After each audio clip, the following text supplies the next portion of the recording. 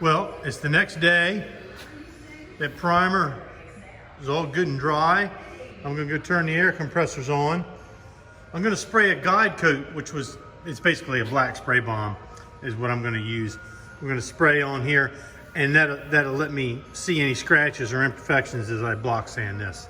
So I'll be back in a minute. Okay. Again, I took a little bit of black spray bomb and put a light coat on here. It's called a guide coat. They make fancy powdered guide coats that you can rub on there, but a little bit of black spray bomb works just fine. Now, what I'm gonna do is I'm gonna block this out with 220 with a medium-sized board, and it's gonna show any high or low spots. It's not bad, and then I'll ultimately end up finishing this off with 500 grit.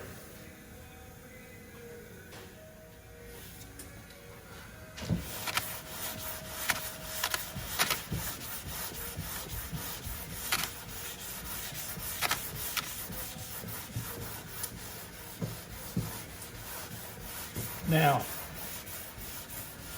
some people will just fold up a piece of sandpaper and sand this by hand, but when you block it, it makes all the difference in the world. You can start to see now, and none of them are bad at all, but you can start to see now any slight imperfections. Like if you can see that little bit of a dark line right there, that's gonna block out, but that's actually a little bit low there at the edge of the door. And as I go up here and sand on this is called a body line right there, you can see it's a little bit low right there, and that's not necessarily high, but this shows me all that. Without that guide coat on there, you can see it a little bit, but nowhere near as good as you can see it with that black guide coat. And that's why I do it.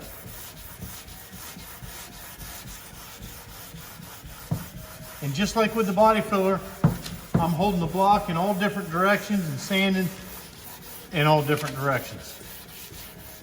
And when we get down here to the spot that's tricky down at the bottom, I probably will switch to a shorter block.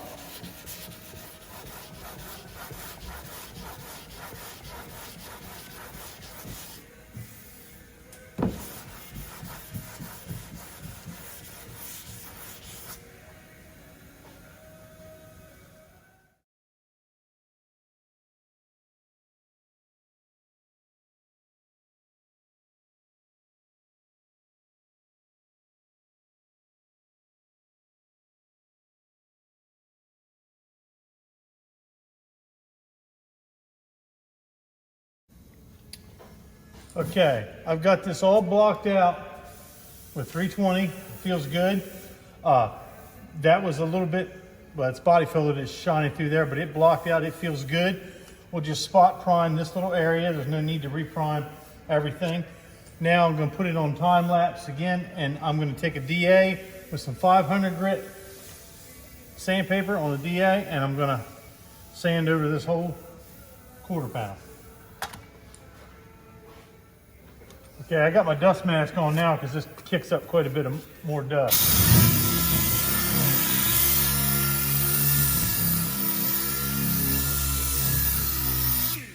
And I'm gonna concentrate on keeping this as flat as possible. Never want to stand it up and cut little grooves in the filler or in the primer. Blocking with 500 would be fine, but it would just take forever. And all the straightening work, which was done by the block, is done. So basically all I'm doing now is taking those 320 grit scratches from the board and I'm turning them into 500.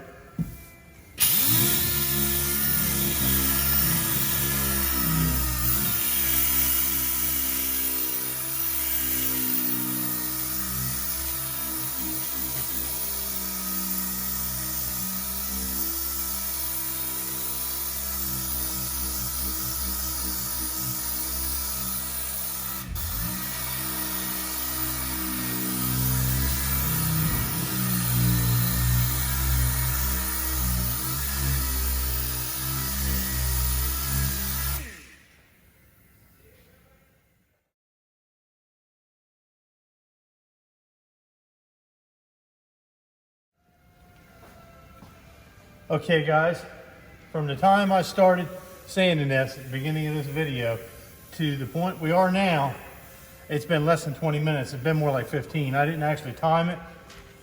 But my point is, when you guys are in class here and you get complaining, oh, Mr. Jones, it takes forever. It's not. If you just keep your mind to it and do the job, it's nowhere near as bad. But if you kind of procrastinate and doing it and sand here, there, and everywhere, it does seem like it takes forever. Now I'm going to go get a little spot primer. I'm going to put on here, and then I'll untape this thing, and we'll go from there. Now I got a little spot primer shot on that, and I'm going to go ahead and untape this thing, and we'll probably finish taking the stripe off and do a little prep work on the door.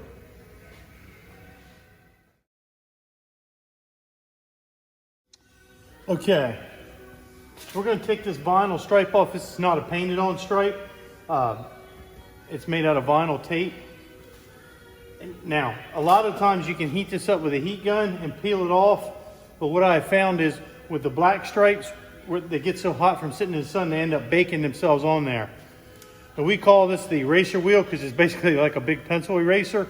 And believe it or not, if you're careful with it, it will take this stripe right off without hurting the paint underneath of it at all.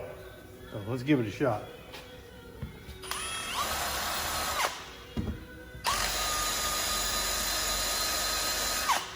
Let me start down the other end.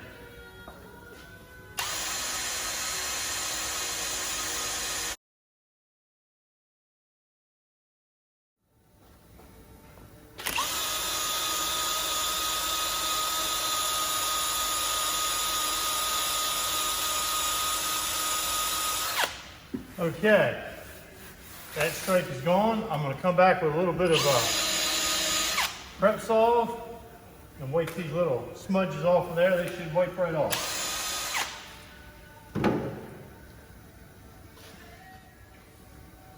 We're going to use a little bit of thinner to wipe off these smudges.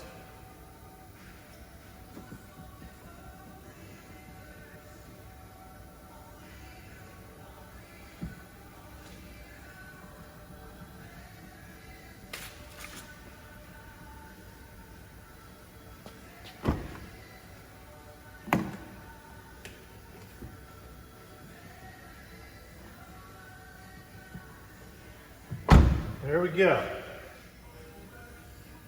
Okay, I'm going to DA this door down with 500. I'll go around the edges with a scuff pad and a little piece of 500 by hand. I would really rather use 600 on this, but I don't have 600 here. I don't keep it in stock because it would just add to my inventory that I have to keep. 500 to be fine. When we get to the paint part of this job, I'll explain to you why it'll be okay. But one thing that is important to do is I'm going to take some water-based cleaner and I'm going to clean this door up because it's got like dirt and stuff on it. And that 500 grit, if I pick up a piece of that sand, it could be as coarse as 80 grit. And so we don't want that. So we're going to start out by cleaning the door to start with. In a perfect world, we'd have a wash bay or take it outside and wash it, but it's a little too cold for that right now. So I'm just going to spray it down with some soapy water here and clean it.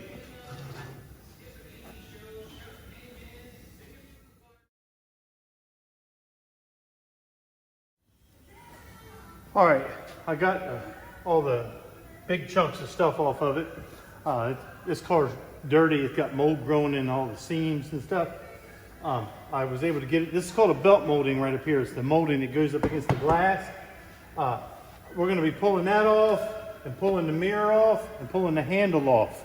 Now, hopefully this phone is set up where you can see it. This particular car is pretty easy. I hope you can see that. There's a plug right there, and I'm going to be pulling that out in a minute, and you'll see what happened. I'll be able to pop this door handle out without taking all this trim panel off, I hope. Down inside of that thing, let's see if I can get the camera to where you can see it. Anyway, there's a 30 Torx bit right in there, and I'm going to take it out. See if I can hold this camera while I do it. Now, as long as nobody's been fooling with this car, you can just unscrew this until it stops unscrewing, and that screw will not fall out. And good, it didn't fall out. Now, I'm gonna try and set this phone back down here and position the door to where you can see what I'm doing. Let's see here. Yeah, that'll work. Okay, now this lock plate cover should come out of there. I may have to pry it a little bit. There's a lot of door handles are set up like this now. It didn't used to be this easy. See that little cover right there? That little screw that I backed out was holding pressure on this thing. Stick my finger in there a little bit. May need to unscrew it just a little bit more. Okay. Give me a hard time here. There we go. That came right off. Now it's still got the lock cylinder in there. Let's see if we can get the lock cylinder out. Pulled the lock cylinder out. Now, some cars, this one doesn't have it. Some cars have a wire hook to this. Luckily, this one doesn't. So you just pull it back. There's a little wiggling. And it should. Of course, with the camera running, it's going to give me a hard time. There we go. There. Door handle's out. Not bad at all. Now, what we're going to do is, I've got to stick my finger in here, grab the lever that releases the door. We're going to take that mirror off. This little cover was over top of those bolts. Again, a lot of the Asian manufacturers, a lot of American cars are doing it now. They put the wire, it's a power mirror, meaning, you know, you can control it from the driver's seat which way it goes. They're starting to put the plug right here at the mirror, so I can just unplug it and take the mirror off. Some of the older vehicles, that wire unplugged back here, you'd have to take the whole door apart. Now these are 3 10mm nuts that I got to take off. And just a little trick, you don't need this to do it, you can do it with a regular ratchet. I always take off the bottom 2 first. That way it's not wanting to hinge. If I were to take the top ones off, it would want to fold over. And if you notice, I put my hand around to hold on to it, just in case this thing would happen to be broken. Now, I got a hold of the mirror from the outside.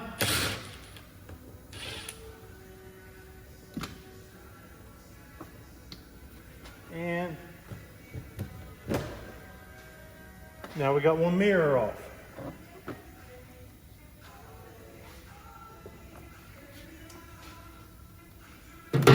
Now, with any luck, I'll be able to get this belt molding off without any trouble. I really wanted to take the belt molding off, but I don't want to risk breaking it and then the boy had to buy a new belt molding. But the main thing to get off is this mirror and the door handle. The thing with the mirror is, with that mirror stuck off here, when you're painting this thing, you can bump into that mirror with the gun. And then you can end up with a run or just a dry spot under the mirror or all that. So, now I'm going to start sanding on this door with 500. All right. The only thing I didn't film is I ran the window back up and I put some tape along the belt molding. I'll be hand sanding up there, but I don't want to scratch it up. And I put some tape up here because we're not going to be painting the fender and I don't want to accidentally scratch it. I'm going to stay away from the edges with the DA, and then I'll get the edges with a piece of hand sandpaper and a scuff pad, like all in here and stuff like that.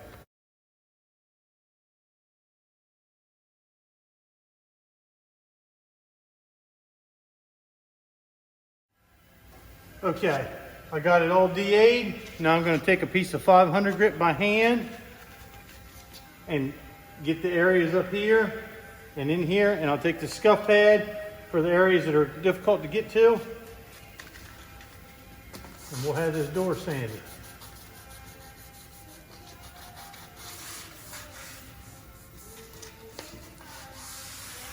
It's important that I fold it over, and my students know how you fold just like a business letter, but I get this nice coarse edge and I can shove it underneath the edge of that belt molding because that's where the paint will peel, is at the edges and stuff. And once it gets peeling, it'll keep right on coming. So this helps me get underneath of that belt molding. Like I said, I would have much rather take it off, but I don't want to cause any more damage to the car.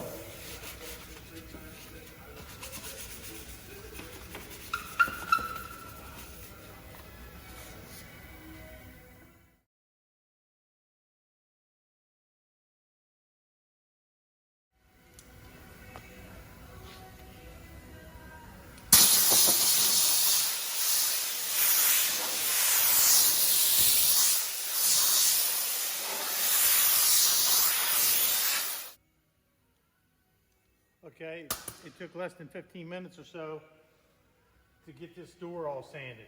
So again, if you stay on it, stay what you're doing, on what you're supposed to be doing, it doesn't take that long. Now, I've got to prep the back of this edge of this quarter panel up as well. Take the rest of that stripe off, and we're gonna have to do a in the panel blend up in here somewhere.